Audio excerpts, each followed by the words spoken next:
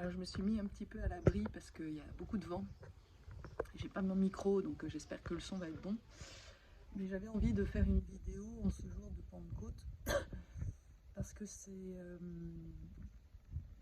un jour où je sens, enfin en ce moment, on est comme dans un espèce de cyclone et en fait qui nous invite à vraiment accepter de rentrer dans ce tourbillon.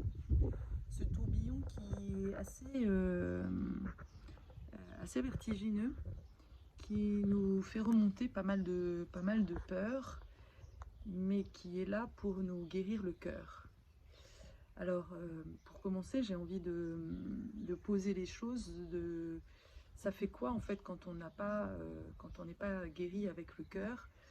Eh bien, ça fait que on n'est pas en connexion, que le maître du cœur, c'est celui qui va permettre en fait toute l'harmonisation à l'intérieur de nous. Et quand le maître du cœur n'est pas est blessé en fait, parce que quand il n'est pas ouvert, c'est que euh, dans ton enfance, il y a eu des traumatismes qui ont fait qu'il s'est recroquevillé. Eh bien, ça va faire que on va se sentir euh, en distance avec l'autre. La distance qu'il y a entre toi et ton cœur, eh bien, tu vas le ressentir à l'extérieur, dans un sentiment d'isolement que tu vas pouvoir expliquer à ta façon. Soit on te rejette, soit je suis tellement différente, je suis tellement hypersensible que personne en fait ne peut me comprendre.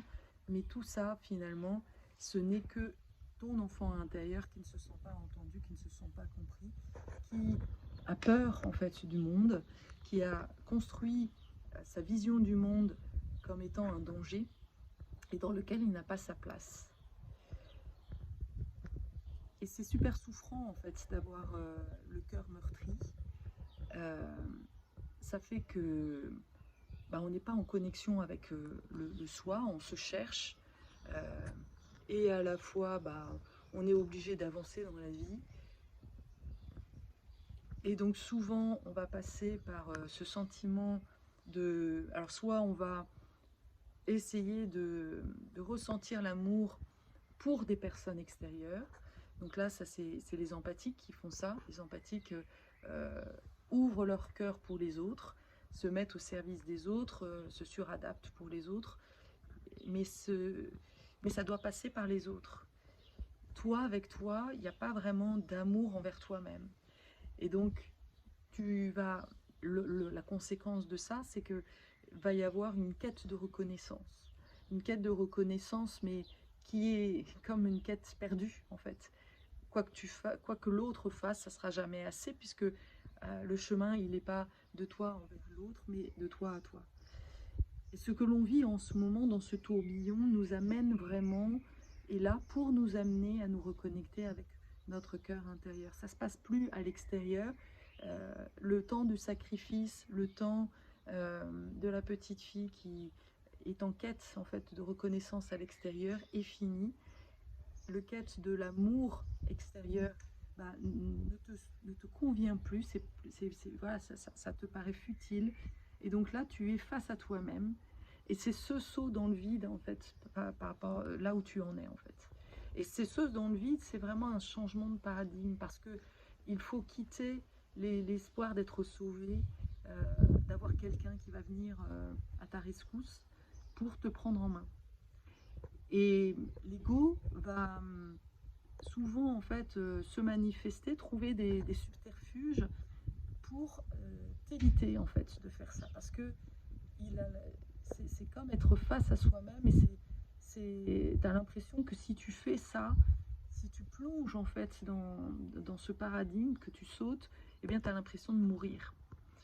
Pourquoi? Parce qu'en réalité, c'est très symbolique tout ça, et que ce chemin-là, c'est aussi de couper les liens avec ton père, ta mère, toutes les représentations de l'inconscient collectif dans lequel tu as baigné, de tous les mécanismes en fait de compensation que tu as adoptés en tant qu'enfant pour satisfaire ton père et ta mère. Mais aujourd'hui, ça ne fonctionne plus, ça ne fonctionne pour personne. Donc la seule solution, c'est vraiment de s'engager et de demander de l'aide, et là de toi prendre la responsabilité de choisir la personne qui va t'aider. Mais souvent, comme il y a une telle non-estime de toi par rapport à ce cœur, et bien que un des principaux freins peut être justement de fuir, en fait, de refuser cette aide extérieure, parce que au fond de toi, eh bien, il y a une enfant intérieure qui croit qu'elle ne mérite pas d'être aidée. Alors elle va vouloir le faire, et à la fois il y a une autre part d'elle qui va dès qu'elle va être sur le point de se faire aider, va partir en arrière, va projeter en fait sur l'accompagnant toutes sortes de négligences pour ne pas se faire aider, pour rester en position de victime tellement confortable.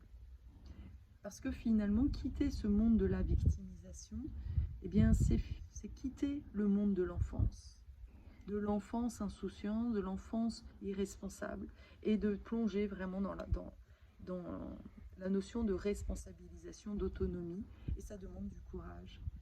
Parce que être soi, être aligné avec soi, avoir les 4 corps alignés, le corps mental, le corps spirituel, le corps physique et le corps émotionnel, ça demande du courage.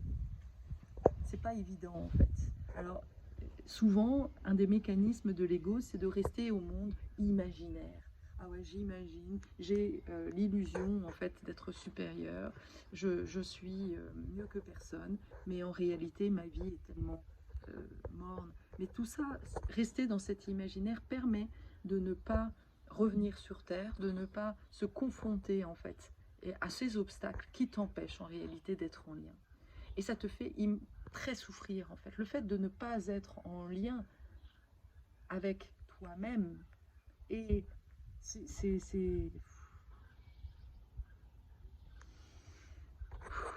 voilà, je t'invite vraiment à non pas réfléchir avec ta tête quand tu écoutes cette vidéo, mais vraiment de revenir dans le corps.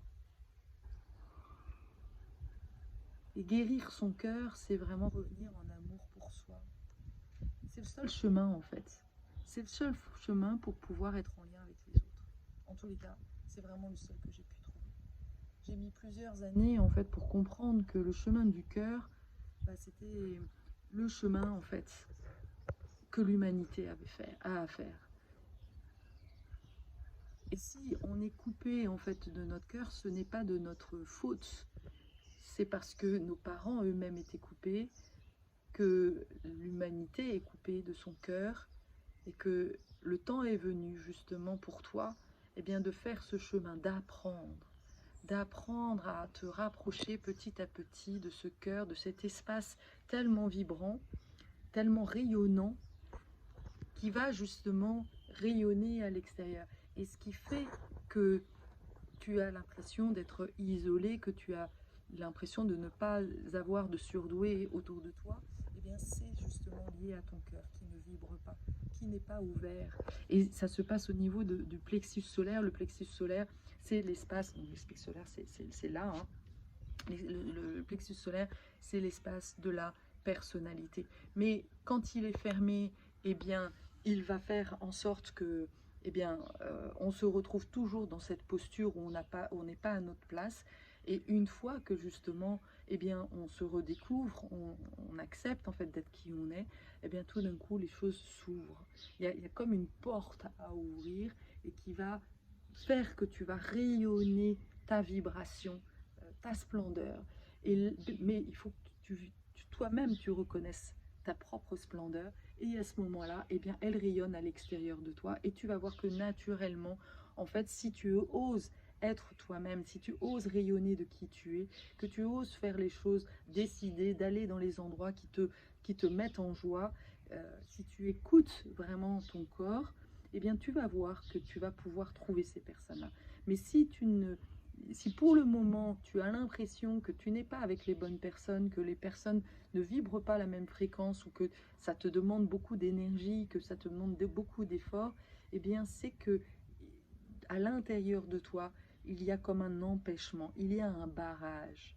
Et c'est ça en fait, il y a des protections à lever, et ça passe par justement une personne comme moi qui va te permettre de se connecter avec ton histoire et te révéler quelque part qui tu es. Et là, c'est le fait d'être validé quelque part, d'être autorisé, d'avoir quelqu'un qui voit tellement clair en toi, ok, il y a quelque chose qui va se poser à l'intérieur de toi et qui va oser rayonner. C'est comme si tout d'un coup, tu recevais de l'extérieur la validation de ce que tu perçois à l'intérieur.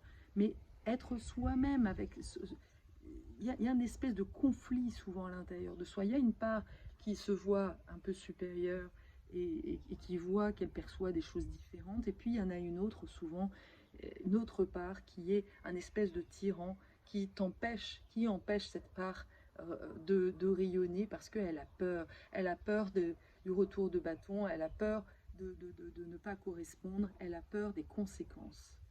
Et c'est ce gardien-là, justement, qu'il s'agit de calmer et pour permettre à cette part de se reconnecter avec toi-même. Et là, le cœur s'ouvre, en fait. Et cette expérience de connexion de cœur à cœur, eh bien, c'est cette expérience que l'on fait avec une guide, une mentor, une thérapeute, peu importe le nom, une guérisseuse en fait. Une guérisseuse qui va guérir ton cœur en fait. Une femme médecine qui va pouvoir exprimer. Alors moi je l'exprime par ma voix, je l'exprime par les mots, je l'exprime par mon chant. Voilà, quand je me connecte à toi et que tu es prête à te laisser toucher, à te laisser révéler, c'est magnifique en fait. C'est comme si je suis l'instrument qui va jouer de ta propre musique. Et le fait d'entendre, d'avoir le retour en fait de ta propre musique, réharmonise en fait tout à l'intérieur de toi. Mais si toi-même en fait tu ne m'autorises pas à le faire, s'il y a des résistances parce que tu as peur des conséquences, eh bien tu vas me tester. C'est souvent ce qui se passe en fait dans les personnes que j'accompagne. Soit les personnes sont vraiment prêtes et ça se fait instinctivement, soit on va jouer au chat et à la souris. Il y a une part de toi qui a envie, il y en a une autre qui résiste. Et là, voilà, mais c'est normal. Et c'est ok pour moi parce que il y a souvent tellement de traumatisme derrière qu'il y a de la prudence, il y a de la méfiance et c'est tout à fait légitime. Et cette part-là de méfiance, elle a besoin aussi d'être entendue. Elle a besoin d'être reconnue. Et donc, bah, voilà, c'est l'approche, c'est comme apprivoiser, c'est un peu l'histoire du petit prince avec ton renard, avec le renard. Je parle de ton renard. Ton renard, c'est vraiment bien la part sensible en toi. Et donc, on n'approche pas de ton cœur comme ça. Et donc, voilà, il y a la rose autour qui protège en fait la beauté, ta beauté intérieure. Et tu as envie en fait qu'on vienne sentir en fait ton effluve, qu'on profite en fait de ce que tu as à offrir et à la fois, eh bien, tu es avec tes épines qui sont là, tes crocs qui sont apparents parce que bah, tu as peur en fait. Donc tu me testes. Et je connais ça parce que je l'ai vécu moi-même. Donc c'est ok, c'est comme une danse en fait. Et il y a des fois cette danse fonctionne parce que tu es à un moment donné, eh bien, tu entends que tu peux me faire confiance et la danse peut vraiment, donc tu peux te laisser ouvrir, tu peux laisser te toucher. Et puis il y a des fois, bah, il y a tellement de résistance que bah, c'est peut-être pas pour ce moment-là et c'est ok parce que chacun a son rythme. L'important c'est vraiment de s'écouter et de devenir observatrice. Ce matin, j'accompagnais une personne qui me disait j'ai l'impression qu'elle avait travaillé avec un psychiatre et qu'elle disait qu'elle avait l'impression d'être comme un joueur de tennis qui a envie de rentrer sur le court central. Mais finalement, elle s'est dit non, mais après coup, je veux pas être, je suis pas le joueur, je suis celui qui est sur le gradin au-dessus, un peu au-dessus et je regarde.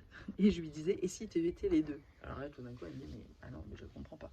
Je lui dis oui, en fait, tu es en effet le joueur qui a envie de rentrer sur le central, mais qui a tellement peur, en fait, que, eh bien, elle n'a cru qu'elle n'avait le droit que de rester dans les gradins, que d'être observateur. Et à la fois, l'enjeu va être justement de te voir vouloir rentrer sur le gradin et d'observer justement cette peur. Et là, du coup, tu es aussi, il y a une part de toi qui va être observatrice de ce qui se passe quand tu veux rentrer sur le gradin. Et quelque part, de, de, de demander de l'aide à une thérapeute, eh bien, c'est déjà se reconnaître de la valeur. C'est je mérite d'être aidé, je mérite d'avancer. Et ça parle déjà de l'estime de soi. Et il peut y avoir beaucoup de résistance selon ton histoire. Donc c'est là où il va falloir euh, rester observatrice et te regarder faire de comment tu fais pour éviter en fait de rentrer dans l'arène, d'être un joueur et de jouer ta vie, de danser ta vie, et en effet de t'autoriser d'être sur le central, d'être au centre de ta vie. Qu'est-ce qui t'empêche de rentrer, d'être au centre de ta vie? Et c'est en devenant observateur que tu vas déjà pouvoir guérir ce cœur. Dire, ok, bah voilà, il y a une part de moi qui est tellement blessée, en fait, qu'elle préfère ne pas rentrer sur le central et qui se satisfait, en fait, d'être observateur. Mais tu te rends bien compte que tant que tu es observateur de ce qui se passe, et elle me disait, bah oui, je suis observateur de tous les gens, etc. Je lui dis, ah, mais oui, mais bien sûr, c'est tellement confortable, en fait, d'observer le monde, mais de ne pas être dedans. Et c'est vraiment l'enjeu aujourd'hui des vieilles âmes des THPI que de rentrer dans le monde et de ne plus être juste dans cette posture d'observateur, mais c'est l'enfant. L'enfant, il a observé le système familial pour s'adapter. Alors, deux fois, il rentre, mais quelque part, il fait semblant, il n'est pas vraiment dedans, il ne joue pas vraiment sa partie. Et, et on a mis en place un certain nombre de mécanismes, souvent un peu... Il y a une série de gardiens, en fait. Et ces gardiens-là, ils sont propres à chacun. Et c'est ces gardiens-là que moi, je t'aide justement déjà à prendre conscience, en fait. Mon job à moi, c'est déjà de te faire prendre conscience de tes mécanismes, de qu'est-ce qui t'empêche, en fait, de mécanismes de résistance, d'obstacles, euh, tous les obstacles que tu t'es mis pour, encore une fois, ne pas être au centre du vivant. Qu'est-ce qui t'empêche d'être vraiment au cœur du vivant? Vraiment accueille ça. Et c'est ça qui fait que ton cœur est tellement en souffrance que tu cours après tout, parce qu'il y a quelque chose qui ne s'apaise pas en fait quand on n'est pas relié au vivant, quand on n'est pas complètement relié au cosmos. À la fois on est relié au cosmos, ça c'est plutôt facile en fait pour les THPI, et à la fois on doit être relié au vivant, à l'humanité, au monde du milieu. Mais le monde du milieu, souvent, il est tellement synonyme de souffrance que on met tout notre effort pour résister à y aller. Et là, justement, eh bien, on ne peut plus résister. Il va falloir y aller. Et donc, juste être observateur de toutes les peurs qui nous submergent. Et je peux t'assurer que moi, ça fait plusieurs fois que je rentre, c'est comme si les cours centraux voilà, se multiplient, en fait. Quand tu avances, plus tu avances, à chaque fois, ça revient, en fait. On est sur des phases d'élévation de conscience. J'ai déjà fait ce saut et là, je suis encore en train de passer à un niveau supérieur. Et cette peur, elle est de nouveau là, en fait, pour moi. Donc, je sais à quel point ce que tu traverses est compliqué. Tu te demandes par où tu vas passer. Et c'est vraiment l'épreuve de la foi qui t'est demandé d'avancer vers et de vraiment oser manifester ton essence, ton champ particulier, ta vibration particulière dans le monde. Mais pour ça, il faut vraiment baisser, baisser, baisser, baisser les gardes, baisser la garde. Ok. Et plus tu vas oser vraiment à la fois recevoir l'énergie, l'énergie de tes guides, l'énergie voilà, qui est là, qui descend en ce moment-là. J'ai envie vraiment de dire l'énergie christique, parce que c'est vraiment de ça dont il s'agit en ce moment. on a l'énergie christique, c'est la période de la Pentecôte. Donc on reçoit en fait les énergies christiques, on les reçoit. Et d'oser les rayonner, parce que si tu les gardes juste pour toi, évidemment, il y a une énorme frustration de dire, mais oh, j'ai tant de choses à offrir, mais en fait, je n'y arrive pas. Je ne trouve pas l'espace, je ne trouve pas l'environnement pour pouvoir l'exprimer. Et oui, mais tout ça, c'est toi, en fait. C'est toi qui mets des barrières, c'est toi qui t'empêches, c'est toi qui as peur. Et donc, ok, comment tu peux baisser la garde? Et c'est dans ton corps déjà, parce que si tu te redresses, si tu es en confiance, mais ça se fait pas à pas. Et d'être accompagné, ça aide, parce que d'avoir déjà une personne qui te renvoie ta splendeur, qui t'entend vraiment profondément, que tu entends, que tu réceptionnes, parce que je suis aussi cette énergie qui te permet d'harmoniser à l'intérieur de toi. Mais parfois, voilà, y a tellement des blessures d'intrusion, d'abus de confiance. C'est ça. Et déjà là, en fait, dans cette vidéo, avec mes mots, je guéris en fait toutes tes mémoires. Il y a des mémoires d'emprise, il y a des mémoires de manipulation. Ok. Et c'est ok, tu étais là en tant que vieille âme, THPI, tu es là pour faire l'expérience de l'humanité. Et pour ensuite faire ce saut quantique, de dire ok, je vois en fait cette désharmonie, je suis la désharmonie. Et qu'est-ce que je mets dans ma vie, qu'est-ce que je mets en place dans ma vie pour m'apporter l'harmonie. Et une fois que tu trouves cette harmonie, cette paix à l'intérieur de toi, alors tu peux la mettre au service du monde. Mais aujourd'hui, si tu es isolé, si tu es bloqué, c'est que tu n'es pas encore complètement harmonieux. Alors il y a ton ego qui a l'impression qu'il est supérieur, mais en réalité, eh bien, il y a les différents plans. Tu peux être harmonisé au niveau spirituel, mais tant que ça ne descend pas dans la matière, en réalité, eh bien, tu te leurres toi-même. Tu restes en fait dans tes rêves d'être supérieur, d'être une grande sage, etc. Et ça, c'est vraiment le risque de toutes ces appellations de vieille âme, etc.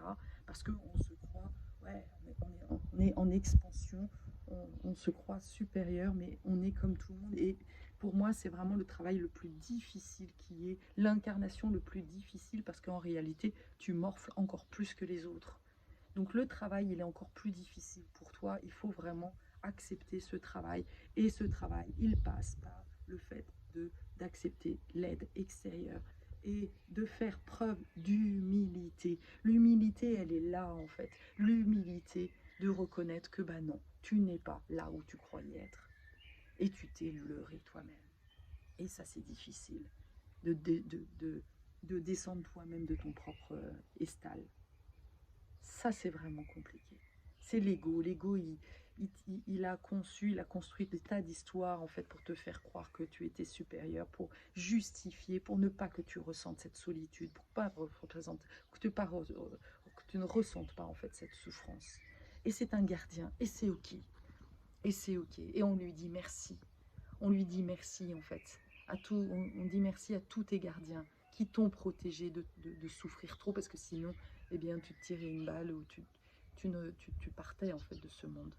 Donc c'est ok, tu as dû passer par là. Mais aujourd'hui, il est temps, tu es soutenu en fait par les guides, par quelque chose de bien plus grand qui te demande vraiment de passer au niveau supérieur. Voilà.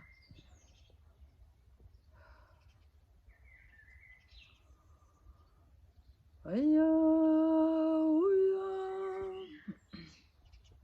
uyama, amaya, uya, uya, uya, uya,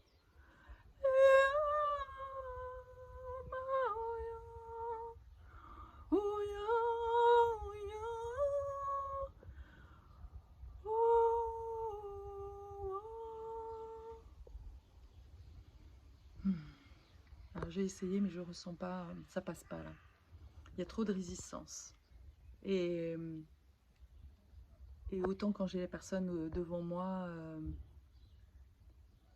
c'est facile, mais devant une caméra, j'ai du mal en fait. Voilà, tu vois, je reconnais mes propres limitations et c'est ok pour moi.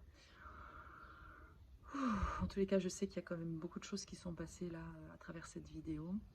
Et bah, si tu peux juste me renvoyer ce que tu as reçu, ce que tu as perçu, et de juste partager en fait dans tes commentaires, pour moi c'est déjà énorme. Je te souhaite une belle journée, à très bientôt.